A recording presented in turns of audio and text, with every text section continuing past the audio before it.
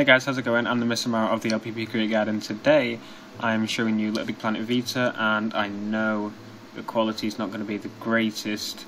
That's because I'm recording from a phone, because the Vita doesn't let you record the actual screen, well, with any device such as the PSP did.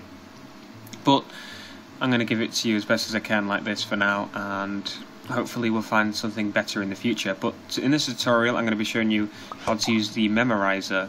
The Memoriser basically stores data in the level, so once you trigger it inside a level, it will stay triggered the next time they join if you decide to save it, meaning that you can make save data. So for example, you could make it so the player keeps a currency, which is nice, and you could also do it from level to level, which is brilliant. I only found that out today. So you could have a chip called test here, and then in the second level you could have a chip called test, and they'd have the same data, like they would be set off the same, which is really helpful for RPG and other game makers like RTSs that I'm working on now myself.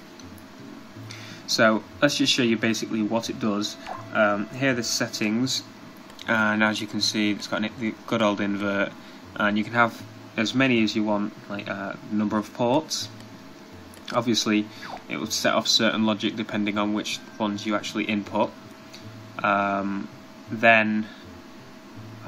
also it has on here the input. Obviously that's to trigger it and make it turn on, and this is the trigger. Now both of these have to be have to receive an input to activate it, to make it stay on, and then you can have another button in this slot here which would make it reset. This is the trigger. So what you'd need to do, if you want a button to so you need to press two buttons, for example, you could make it so both of those are required to make this one go off, or you'll get the idea once you actually get hold of it yourself. But all you need to know is to activate it, you put the two wires into here, and this is your output, and this is the logic that's activated by the output. So this is the part that saves here, after this part. So anything after here saves. So let me show you in play mode. So if I go to play mode, just to show you. Okay, so here's a normal boring level. You press the button and you see a green light. Did you see in the top corner, the little corner here, sorry, bottom corner, you see it save whenever I pressed it. It's saving to my profile. So now if I was to go to replay, I couldn't see it then, you can see the light is still on, the logic is activated.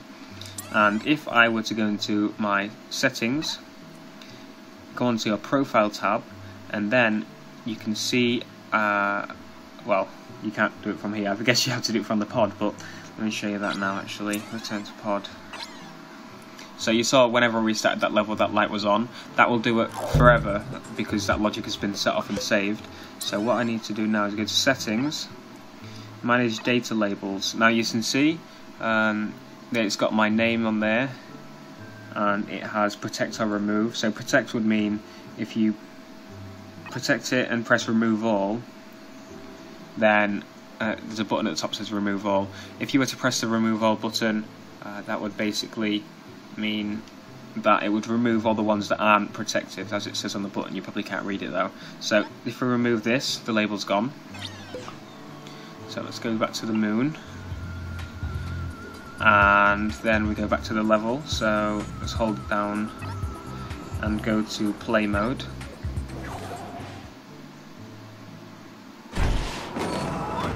That's the wrong level. So professional. Okay, so if we go back to the level on play mode,